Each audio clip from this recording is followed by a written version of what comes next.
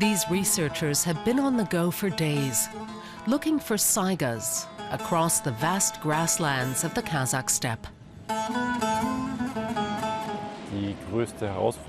The greatest challenge is finding the animals because their population is now much smaller and we don't know exactly where they are.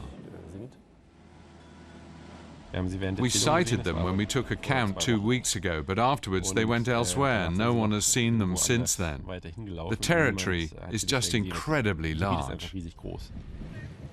The protected area is as large as France. It's like looking for a needle in a haystack.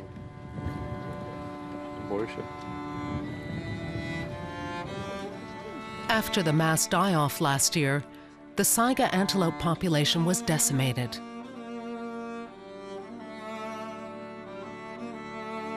Here alone, in the largest saiga population, more than 200,000 animals died.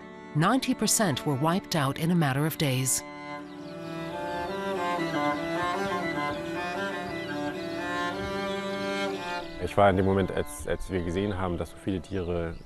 I was shocked. I was in the field myself and saw with my own eyes the first dead saigas lying there. It was the first place where it happened, and I was right there. 5,000 animals are buried under this hill. It's the first time Stefan Suter and the British antelope specialist Richard Koch have returned since the great die-off. They want to find out why so many saigas died. The Pastorella bacterium, which led to the deaths, has been identified.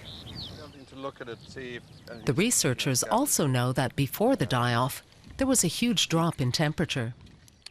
And the animals were very stressed. They lost their coat, they don't have their winter coat. So the stress, in combination with exposure to bacteria or the presence of bacteria, leads to the invasion of the bacteria into the body and rapid death. Per acute, 5 hours, 12 hours, dead. There have often been mass deaths among saiga antelopes, but never of such magnitude. Why did all of the infected animals die? And how could the disease break out in different places at once? The expedition aims to shed light on that. But first, the researchers have to find the animals.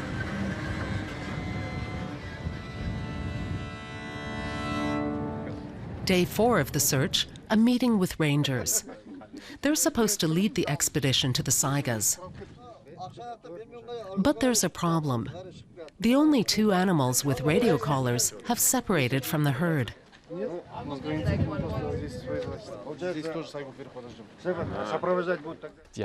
They said that here in the region there are only small groups of saigas left, that you can see them but not get near them.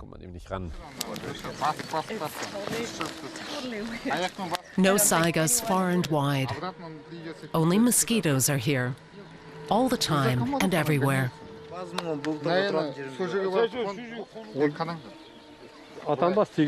Frustration builds after 4 unsuccessful days of searching.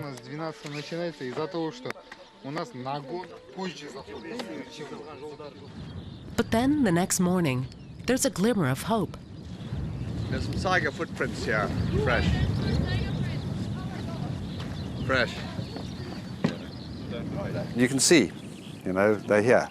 So we have footprints now, so it's not far. They are extraordinary animals, the way they move. Obviously, calving is the only time that we can really get anywhere near them. An animal runs at 70 kilometers per hour. Stefan tells me they'll run 100 kilometers in one day.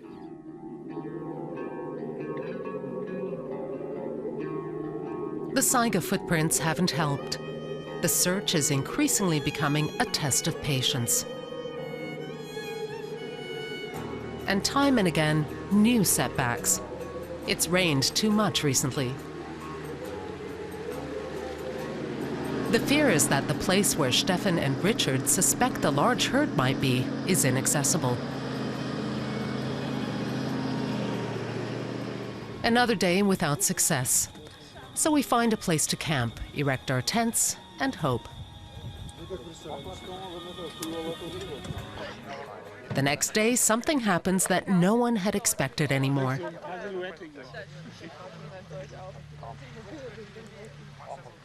The spirits of the steppe are there. The expedition has achieved its aim. Everything, like patches, everything. You see it? Oh, wow. Yeah! Now we've finally found saigas. We've traveled a long way. They've hidden in a place that's very hard to reach.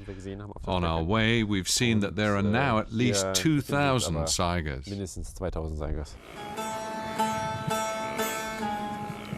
The animals have gathered 1,000 kilometers deep in the steppe to bear their young.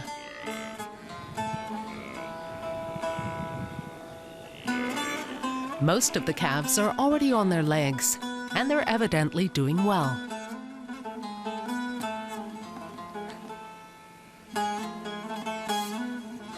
Now the scientists can start the real work.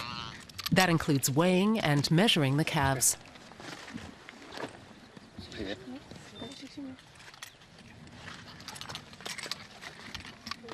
We want to carry out conventional monitoring on the state of the calves. In other words, to find out how many there are, the density of the calf population, in order to see how reproduction is going.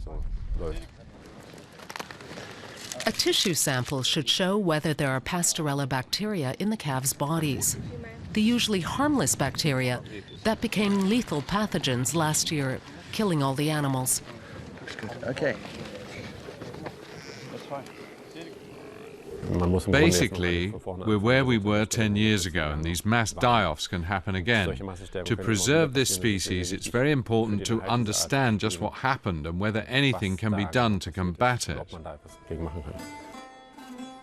Despite the extreme environment, poaching, and mass mortality, Kazakhstan's ancient animal has survived for millennia. But conservationists are worried that another mass die-off could be the last.